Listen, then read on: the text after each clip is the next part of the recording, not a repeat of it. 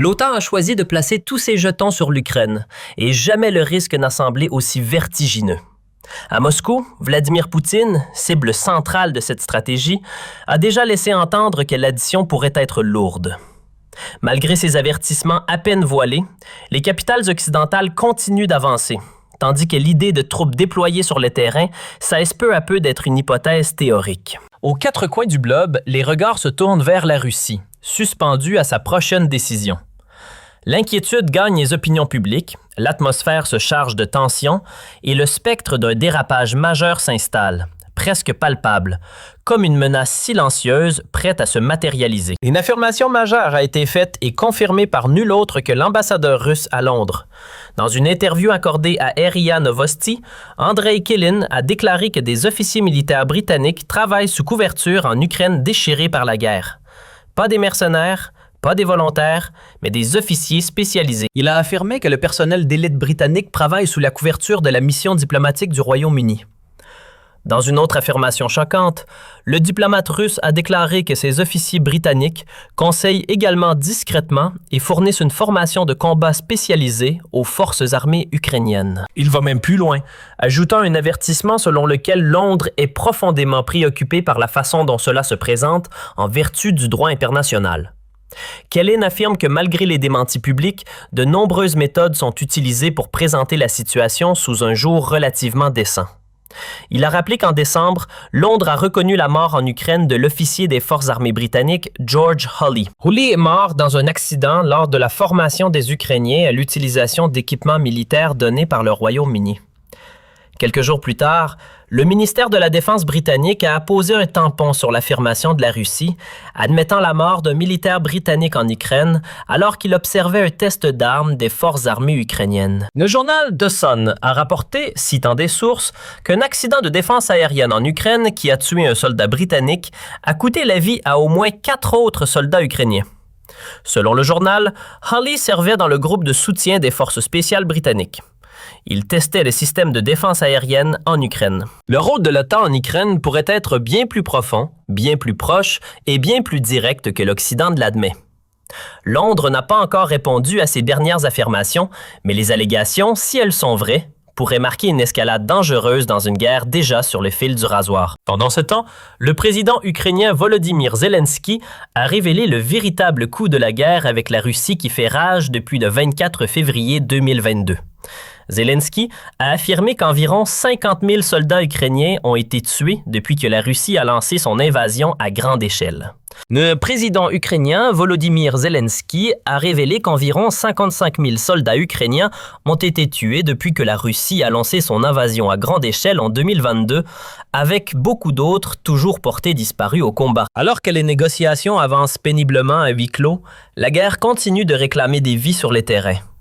Dans une interview accordée au diffuseur français France 1, le président Zelensky a décrit l'ampleur des pertes de l'Ukraine comme dévastatrice, confirmant que des dizaines de milliers de soldats sont morts, tandis qu'un grand nombre reste non comptabilisé. Zelensky a également livré un message politique frappant, affirmant que le président russe Vladimir Poutine a peur du président américain Donald Trump.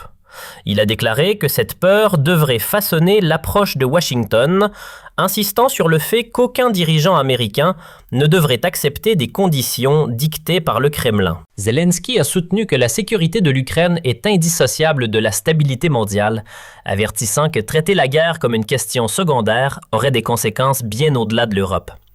Il a déclaré que ce message a été central dans ses discussions avec Trump, soulignant que l'Ukraine doit rester une priorité géopolitique. Séparément, le président Zelensky a confirmé que les négociateurs ukrainiens et russes se sont mis d'accord sur un autre échange de prisonniers qui devrait avoir lieu dans un avenir proche.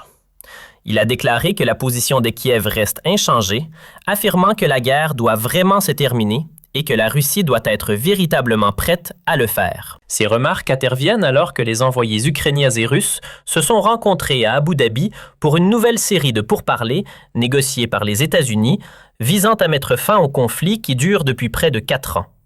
Les délégations ont été rejointes par l'envoyé spécial américain Steve Witkoff et le gendre de Donald Trump, Jared Kushner, soulignant l'implication directe de Washington. Cependant, même alors que les pourparlers se poursuivaient, la violence s'est intensifiée. Une frappe russe utilisant des munitions à sous-munitions a touché un marché bondé dans l'est de l'Ukraine, tuant au moins 7 personnes et en blessant 15 autres, selon les responsables locaux. Pendant ce temps, Moscou a émis un avertissement sévère. Le porte-parole du Kremlin, Dmitri Peskov, a déclaré que les forces russes continueraient à se battre jusqu'à ce que Kiev prenne ce que la Russie considère comme les bonnes décisions pour mettre fin à la guerre. Ces demandes incluent apparemment le retrait des troupes ukrainiennes de la région fortement fortifiée du Donbass, abandonnant effectivement un territoire considéré comme essentiel pour les défenses de l'Ukraine. Les révélations de l'ambassadeur Kellyn sur la présence d'officiers britanniques en Ukraine soulèvent des questions fondamentales sur la nature de l'implication occidentale dans ce conflit. Si ces affirmations sont vraies et que la mort confirmée de George Hawley suggère qu'elle pourrait l'être, alors l'Occident franchit une ligne qu'il avait juré de ne jamais franchir. Pendant des mois, les dirigeants de l'OTAN ont insisté sur le fait qu'ils fourniraient des armes et un soutien logistique à l'Ukraine, mais qu'ils n'enverraient jamais de troupes combattre directement contre la Russie. Cette distinction était censée être la ligne rouge qui empêcherait le conflit de dégénérer en une confrontation directe entre l'OTAN et la Russie. Mais si des officiers britanniques forment activement des troupes ukrainiennes sur le champ de bataille, testent des systèmes d'armes dans des zones de combat actives et conseillent les commandants ukrainiens sur la stratégie et les tactiques, alors cette ligne rouge est déjà franchie. Peu importe qu'ils portent des uniformes ou opèrent sous couverture diplomatique, leur présence sur le terrain change fondamentalement la nature du conflit. La mort de Hawley est particulièrement révélatrice. Il ne formait pas des Ukrainiens dans une installation sécurisée loin du front. Il testait un système de défense aérienne probablement près des lignes de front où de tels systèmes sont déployés. L'accident qui l'a tué a également tué au moins 4 soldats ukrainiens, suggérant qu'il travaillait en étroite collaboration avec des unités ukrainiennes dans des conditions de combat réelles. Le fait que Hawley servait dans le groupe de soutien des forces spéciales britanniques ajoute une autre dimension à cette histoire. Ce n'était pas le simple instructeur ou conseiller, c'était un opérateur hautement qualifié. Le genre de personnel que l'on envoie pour des missions spécialisées et sensibles. Sa présence en Ukraine suggère que le Royaume-Uni ne se contente pas de fournir une formation de base, mais qu'il déploie ses meilleurs éléments pour aider l'Ukraine à maîtriser des systèmes d'armes complexes et à développer des tactiques avancées. L'avertissement de Kellyn, selon lequel Londres est préoccupé par la façon dont cela se présente en vertu du droit international, est également significatif. Le droit international fait une distinction claire entre fournir des armes à un belligérant et participer activement au conflit. Si des officiers britanniques conseillent, forment et opèrent aux côtés des forces ukrainiennes sur le champ de bataille, alors le Royaume-Uni pourrait être considéré comme un co-belligérant dans la guerre.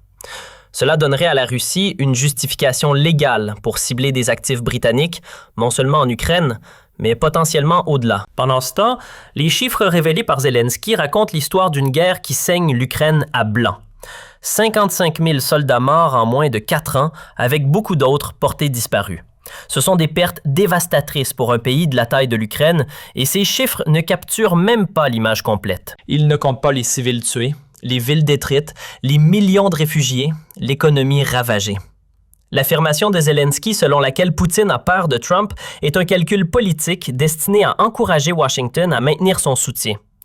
Mais la réalité sur le terrain est que ni Moscou ni Kiev ne semblent prêts à faire les compromis nécessaires pour mettre fin à cette guerre. Les pourparlers à Abu Dhabi, malgré la présence de hauts responsables américains comme Witkoff et Kushner, semblent peu susceptibles de produire une percée. La position de Moscou reste inflexible. Peskov a clairement indiqué que la Russie continuera à se battre jusqu'à ce que l'Ukraine accepte ses exigences, y compris le retrait de la région du Donbass. Kiev, de son côté, refuse catégoriquement d'abandonner un territoire qu'il considère comme ukrainien. Cette impasse diplomatique signifie que la guerre continuera, que les pertes continueront de s'accumuler et que le risque d'escalade continuera de croître.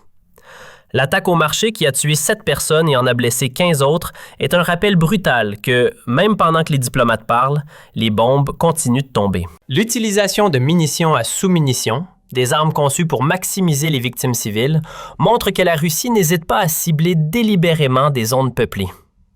Chaque jour de guerre apporte de nouvelles atrocités, de nouvelles souffrances, de nouvelles raisons pour lesquelles cette guerre ne peut pas continuer. Mais chaque jour de guerre rend également un règlement négocié plus difficile, car les deux parties accumulent des griefs qui rendent le compromis presque impossible. L'implication présumée d'officiers britanniques, la révélation des pertes ukrainiennes massives, les pourparlers qui piétinent et la violence qui s'intensifie. Tout cela pointe vers une guerre qui est loin d'être terminée. Et alors que l'OTAN s'implique de plus en plus profondément, le risque qu'un accident, une erreur de calcul ou une escalade délibérée transforme ce conflit régional en confrontation mondiale ne fait que croître. Le monde observe en retenant son souffle, espérant que la raison prévaudra avant qu'il ne soit trop tard. La guerre entre dans une phase encore plus dangereuse où chaque révélation et chaque mouvement sur le terrain peuvent provoquer une escalade incontrôlable. Dites-nous en commentaire si, selon vous, l'OTAN franchit une ligne rouge et comment ce conflit pourrait évoluer.